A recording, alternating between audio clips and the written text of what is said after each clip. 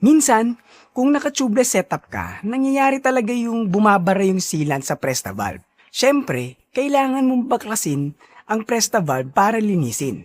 Tapos, marirealize mo na wala ka nga palang pangtanggal nung Presta valve. Sa totoo lang, yan yung mga bagay na hindi mo naman talaga bibilin eh. Wala ka noon. Pero, ang normal na bibilin mo as a cyclist ay lock-on grips. Itong mga lock-on grips na ito, meron niyang collar that holds the grip sa handlebar. Nat, ano namang koneksyon yan sa Presta valve? Ganito yan.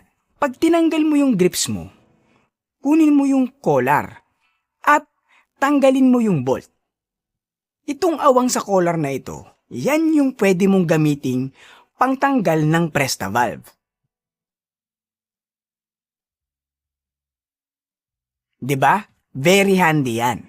Matatanggal mo na yung Presta valve mo, pwede mo nang linisin at tanggalin ang bumara dito. Ay ako, kaya kong tanggalin ng kamay ko lang ang ginagamit. Oo, pero hindi lahat ng kamay pang gorilla na tulad nung sayo. So yung mga normal lock-on grips tulad nitong weapon ko at itong Cannondale Trail Shoe, meron tong mga collar. So ililink ko yung dalawang grips na yan sa description, baka gusto nyo.